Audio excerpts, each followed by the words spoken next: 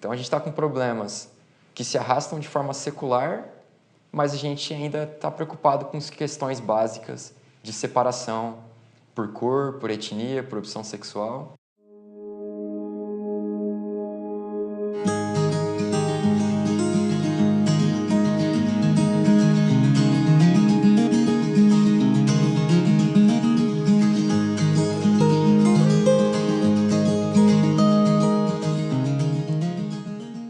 É importante a gente dar uma olhada o que foi feito pela sociedade, né?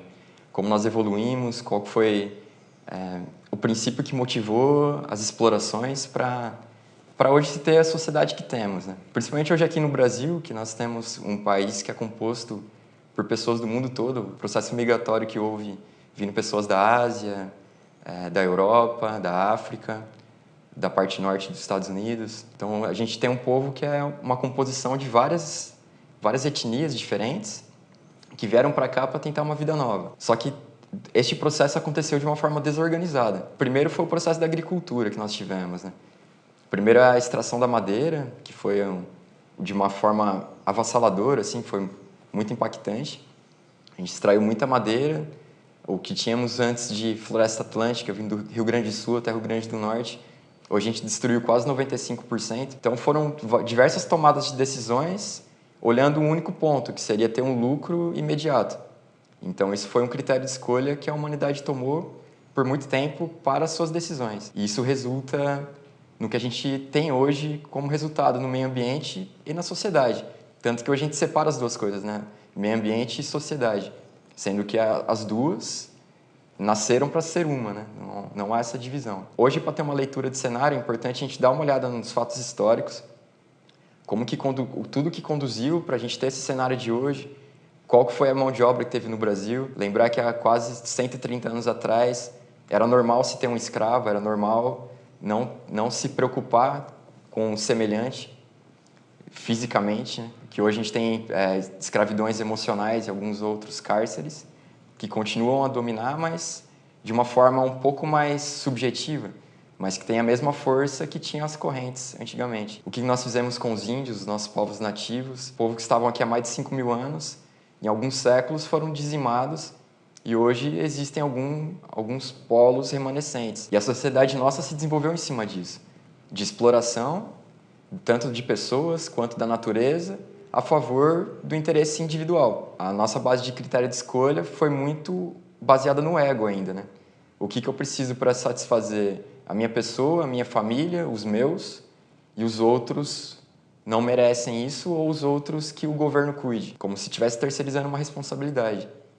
E isso se reflete em todos os tipos de relações, como a gente se alimenta, como a gente usa meio de transporte, como a gente interage com a natureza. Tudo isso está a favor do seu próprio ego, enquanto que a pessoa ainda não parou para questionar como ela se coloca melhor nisso, né? Hoje a gente trabalha com, por exemplo, lavoura extensiva. No Brasil, concentração de terra é absurda ainda, poucas pessoas têm muita terra. E isso reflete que tem uma produção de alimentos de uma forma industrial, não alimentos para gerar frutos, alimentos saudáveis para nutrir outra pessoa e ainda respeitar o sistema que está crescendo. Então a gente optou por usar adubos químicos, agrotóxicos, venenos para produzir em larga escala, atender o critério de produção, mas não se preocupando com o impacto disso no meio ambiente. É óbvio que o adubo químico faz com que a planta cresça mais rápido, mas qual que é o efeito disso nos micro-organismos do solo? Qual que é o efeito do uso de agrotóxico no bioma local, na água, nas pessoas que vivem perto? E a gente sabe que a gente vive numa esfera, né? Se eu gerei um núcleo de contaminação num ponto, eventualmente isso vai se diluir e vai estar presente em tudo. Hoje a gente tem contaminação em calota polar, a gente já tem contaminação na estratosfera, a atmosfera poluída, o mar poluído, a terra, onde tem aqui na parte do continente, a parte de erosão, de perda de solo por ano é absurda. E tudo isso a gente está colocando no oceano. A gente está tirando o que a natureza levou 4,5 bilhões de anos para criar um equilíbrio que houvesse entre todas as espécies, né, de uma forma colaborativa. A gente escolheu que isso tudo poderia nos servir sem se preocupar com o restante. E isso gerou dois outros eventos gravíssimos, que é a sobrecarga dos recursos da Terra, que hoje a gente em poucos meses, que é o que o planeta leva para crescer em um ano, que ele gera de matéria orgânica, em crescimento de plantas, fixação de carbono, a gente no mundo hoje usa em 8 meses praticamente. Eu quero para levar em um ano ou mais. Para ser equivalente seria um ano. Para não ser predatório, isso deveria levar 4, 5, 10 anos para ser consumido. A gente deveria fixar mais carbono do que retirar. Que aí na cidade cai nos nossos hábitos alimentares. O que a gente consome, de onde vem o nosso alimento, se a gente busca ter mais produtos agroecológicos ou produtos que estão vindo de larga escala, se come muita carne, tudo isso vai ter um impacto no meio ambiente, porque está tudo conectado. E essa situação que temos hoje vem dessa falta de leitura de ir conectando as coisas. Não é o meu ato de me alimentar só para eu ter força para passar o dia, mas meu ato alimentar tem um impacto na rede do planeta. O que eu estou alimentando, produzindo, gerando como resíduo, tudo isso vai ser permanente no planeta por um tempo de vida muito maior que o meu. Às vezes, igual uma pessoa usar um copo plástico para tomar uma água, levou 20 segundos para isso. Esse copo plástico ainda vai ficar ainda 800 anos para ser decomposto. E ele veio de um processo industrial que foi muito impactante em relação ao produto feito. Então a gente usa um produto nobre de uma forma equivocada, gerando resíduos em larga escala, em grande quantidade, de uma matéria-prima que deveria ser usada para processos específicos. Um outro exemplo disso é a nossa forma de construir também. Nós viemos de uma cultura da bioconstrução. Era natural no Brasil isso. A gente vê 50 anos atrás, muita casa de pau a pique. Só que com o avanço da tecnologia, no Brasil principalmente, quando começou na década de 50 a construção de Brasília, né? Houve um grande avanço também na propaganda do uso de cimento, que foi quando também começaram as plantas de cimento no Brasil, mais ou menos na década de 50. Então, precisava criar mercado para isso. Aí foi associado uma arquitetura de luxo, assim, com o uso de cimento. E as pessoas começaram a ter essa vontade de ter casas com construção com cimento, achando que a bioconstrução era algo de classe pobre, que era algo que demonstrava pouco poder aquisitivo. E essa cultura foi avançando. Tanto que hoje no Brasil a gente é um dos países que mais consome cimento e também mais gera resíduo de construção civil. E onde isso impacta? Tragédia de Mariana. Se a gente está usando demais matéria-prima e gera muito resíduo, extrai demais da natureza. A mineração no Brasil cresce demais porque a gente desperdiça demais.